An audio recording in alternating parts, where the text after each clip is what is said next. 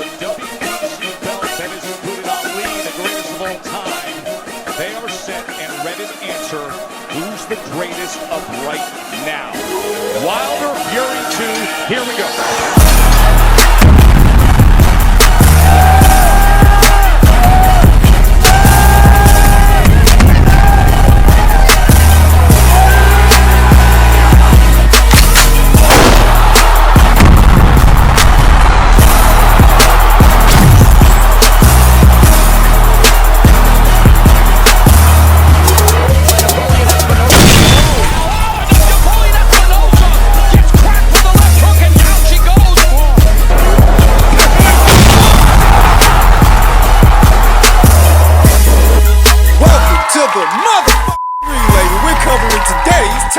News! Okay, we'll start with this, the portion of this story that I'm sure many of you have been waiting for.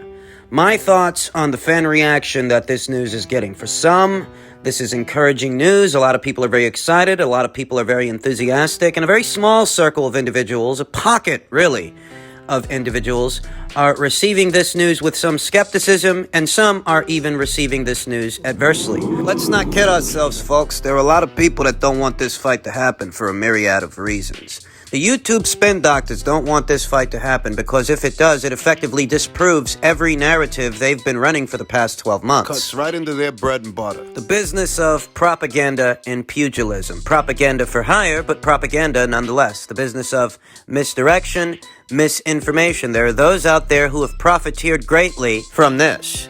They never wanted an undisputed champion. You have to realize that. They never wanted all the belts to be consolidated. This was evident in how many excuses they made for Deontay Wilder to willfully walk away from offers made to him by Matchroom by Anthony Joshua. Remember, Wilder chose to fight Tyson Fury instead of Anthony Joshua. And even after Tyson Fury decided to not go into an immediate rematch with Deontay Wilder and instead chose to go to Top Rank, sign with them, potentially putting the Wilder rematch in jeopardy. Wilder had an avenue of opportunity right then and there to take up Anthony Joshua on what offers were on the table for him. And he still decided to fight other people. He still decided to go the other way. And the whole time this happened, these individuals, these profiteers of misinformation and misdirection, celebrated him for it. It's these individuals that are receiving this news adversely. It's these individuals, a large portion of them, that don't want this fight to happen. It cuts into their bread and butter. The fight not happening was more profitable to these individuals than the alternative, than the fight actually taking place. They don't want the fight to take place, never did, because they didn't really want to know what would happen. They're not boxing fans.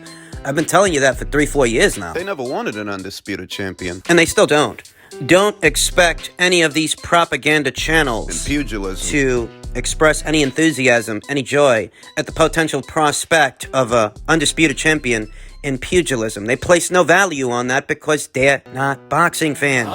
Their vitriol has very little to do with boxing and more to do with profiteering. Propaganda. They don't want this fight to happen. They never did. Because if it does, what does that mean for them?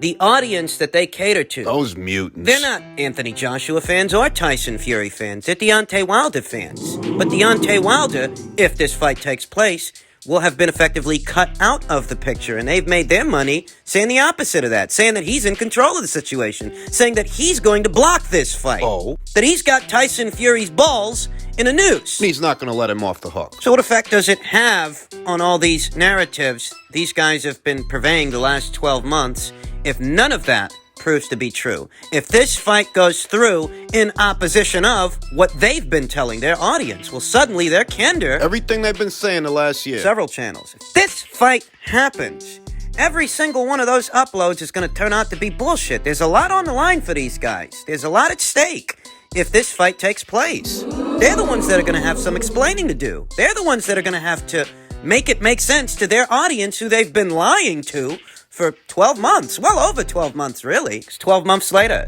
Deontay Wilder still hasn't produced any evidence whatsoever of foul play in spite of what members of his team would have you believe. He hasn't. He hasn't taken Tyson Fury to court. He hasn't secured a third fight. I mean, absolutely nothing so far. Zero. Absolutely nothing that these propaganda channels have said would happen has happened. 12 months later. And if this downward trend continues, even their disciples, even their sheeple, We're going to have some hard questions that need answers. What happened to all that shit you said about Glovegate? What happened to Deontay Wilder's big revenge? What happened to this fight not happening because Deontay Wilder is the one in control of the situation? What happened? Did Deontay Wilder prove Tyson Fury cheated? Because if he did, I must have missed it. Pretty much. I think Ring Magazine's Michael Montero said it best. You know, I very recently had a quote-unquote debate with one of Deontay Wilder's disciples. And Michael Montero's view of the debate is that it isn't a debate. It's someone who knows what they're talking about versus a fan with very little historical reference or knowledge of the subject matter, who mixes conjecture with facts and conflates topics spanning 6 years, while putting the onus on everyone else to prove a negative. That's pretty much every Deontay Wilder disciple. That's pretty much how every Deontay Wilder fan's mind works. They don't actually require him to substantiate his accusation. They don't. They don't demand proof of him. They demand proof of everyone else but him. And this is how these individuals are so easy to manipulate by these YouTube propaganda channels, these profiteers of propaganda and misinformation. They believe Wilder just because he said it. And they will believe anyone who falls in line with what Wilder says in the absence of concrete evidence, in the absence of proof. And that's fine for them in their little world and the little bubble they reside in. It's just that in the real world, things don't work that way. In the real world, Not YouTube. you're innocent until proven guilty, and the burden of proof is on the accuser, not the accused. Because you're innocent until proven guilty. And if Wilder is to receive any recompense for what is alleged foul play, he and his team of lawyers must pursue it in a court of law. It's on him to prove Tyson Fury cheated, no one else. That's how things work in the real world. The real world that many of Deontay Wilder's disciples don't actually reside in. They prefer to play judge, jury, and executioner online. On the internet. Which is really the only decorum where this is possible. You're not required to pass the bar exam or even have mild understanding of legalese and how legal matters work in order to play lawyer, play judge, jury, and executioner online. You're not. Thus, it is only online where these matters exist. I told you guys 12 months ago none of this was going to get off the ground. And it didn't. But now, unlike before, what's actually happening in the real world threatens the very infrastructure of what's happening in the digital world. Those narratives are going to fall like a house of cards if this fight happens. These purveyors of propaganda are going to have a hell of a hard time explaining how it is that they've been claiming Deontay Wilder has Tyson Fury's balls in a vice when Tyson Fury is effectively going into an Anthony Joshua fight. You said that wouldn't happen. You said that couldn't happen. That's what is happening, isn't it? Tyson Fury and Anthony Joshua have reportedly put the ink to the paper. They have entered into a contract, a 2-fight deal to meet each other 2 times. Well, how's Fury doing that if he's still supposed to be under contract to fight Wilder? Therein lies the dilemma for the YouTube spin doctors. He's not under contract to fight Deontay Wilder. Bob Arum already told you that. You just don't want to believe him. Look, all them dudes, Marcos, Fangos, Mike Coppinger, Dan Raphael, E. Shake Smith, whoever, all them guys that was talking shit about Wilder that's in the media, what? These journalists are going to be so pissed when they're going to have to go to barbershop conversations in 78 Sport and Drew TV and Art Man Boxing and shit,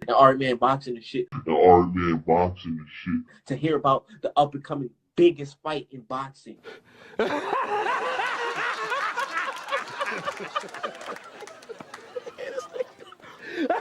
going to be so upset when they hear that shit. When they got to go, hey, man, do you mind if I report on what you guys reported on?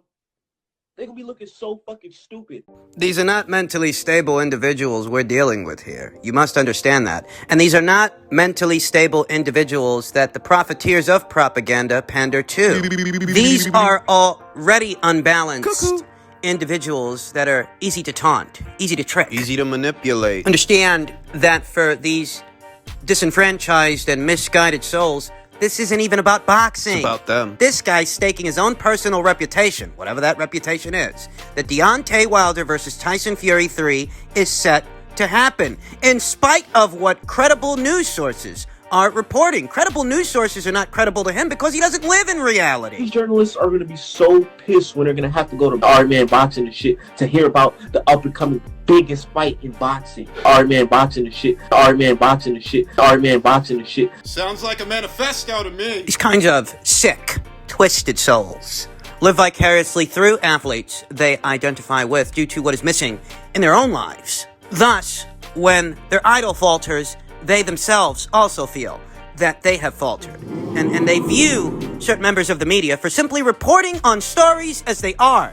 They view certain members of the media as their own enemies. Guy's a lunatic. You think that this is about boxing for these people? I'll tell you right now, it was never about boxing for some of these guys. The long and the short of it is that individuals such as this, that don't have a tight enough grip on reality, are easy to be manipulated by the profiteers of propaganda, who fall in line with things that they want to believe, even though they have no basis in reality. Deontay Wilder can say what he wants about Tyson Fury. He can accuse him of cheating all the livelong day. But those accusations don't get anywhere in the real world short of legal action. They don't. Wilder hasn't actually taken legal action. You knew that already. What happens now? In the next 28 or 27 some odd days, the powers that be are going to attempt to secure a site fee, a sizable site fee, to not only secure the venue, but finalize the fight date.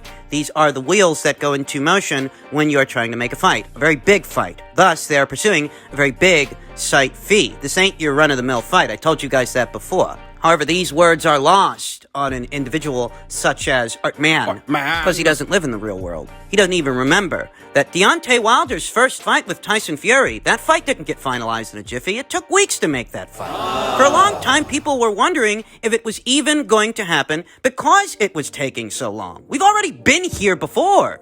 Granted that fight was on a much smaller scale than this one. But the same applies. The new explanation, the new cause for skepticism by the profiteers of propaganda seems to be that, well, we've been hearing these kinds of updates in reference to this fight since last year.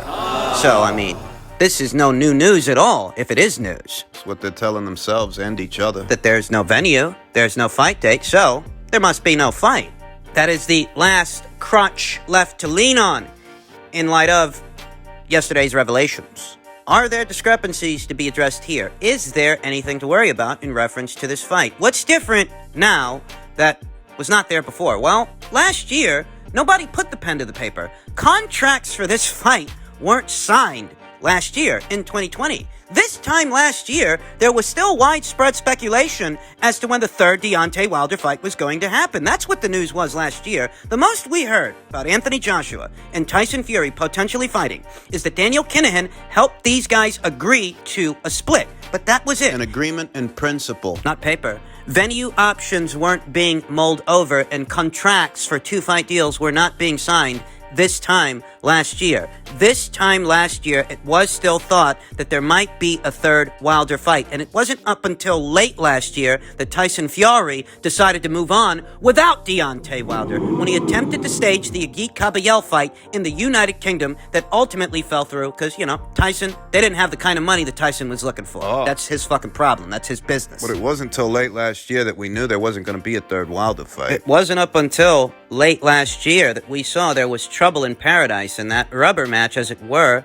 perhaps wasn't going to happen because Tyson Fury, in so many words, said late last year that he's going to fight, he's going to move on, with or without Deontay Wilder. That didn't take place until the last quarter of 2020. This time last year, it was still thought that there might be a third fight. And the most we heard about a potential Joshua Fury fight is that the fighters had agreed in principle on a split. In principle, not paper. These guys here today will tell you that we've been hearing about Joshua versus Fury for a year when nothing could be further from the truth. A year to the date. 1 year. From now till last year. This time last year, we were just going into the lockdown. The world, the entire world, came to a screeching halt in March of last year. Nobody was talking about Joshua versus Fury in March of last year, just preliminary rumblings, but not actual negotiations, not actual dealings and mulling over sites and their site fees.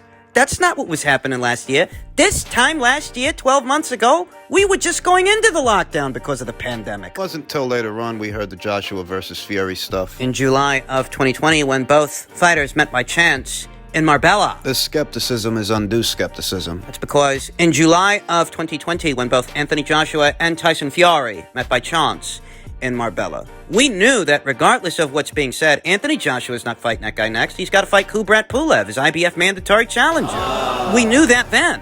And whatever these guys are talking about, they're talking about something that will likely take place after a third Deontay Wilder fight, a fight that now hasn't even happened. Because the contract expired. The same way that this contract, this newly signed contract, is set to expire because contracts have term limits. Contracts have expiration dates. And what these guys are hoping is that this contract expires before they can secure a site fee. The propaganda peddlers, as they were, are holding out hope that this contract expires before a venue and a fight date can be finalized, because that would threaten their narratives and thereby threaten their livelihood.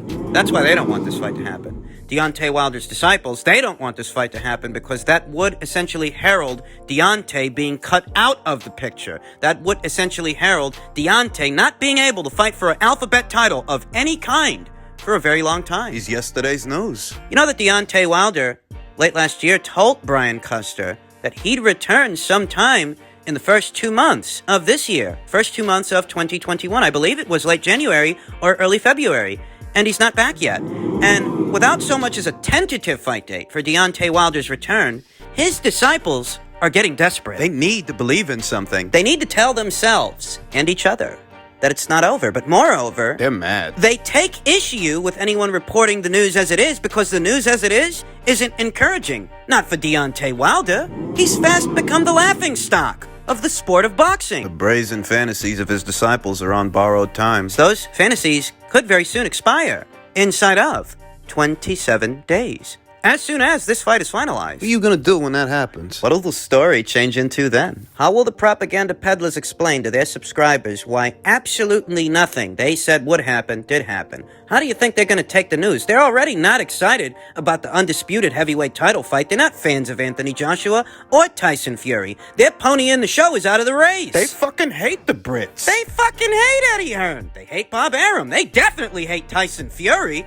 And they've spent the better portion of 3 years slandering and sullying the image of Anthony Joshua. There's nothing in this fight for them. There's nothing about this fight they like. They are desperate for this fight not to happen. That's why they've gone as far as using Tyson Fury's own words. Tyson Fury, whose image they have so sullied. Tyson Fury, who they believe is a pathological liar. They've gone as far as using his own words. To give them hope. You just spent the last 12 months calling this guy a cheater and a pathological liar, so how is he your point of reference for what's set to happen? I thought we weren't supposed to believe this guy. That is how desperate they have become, and it's pathetic. Absolutely pathetic. The last gasp of Deontay Wilder's disciples. They don't have a choice but to hang on to what little hope they have left, because as soon as this fight is finalized, all those narratives go right out the fucking window. There's no recovering from that. Believe me when I tell you, they've got a lot riding on this thing.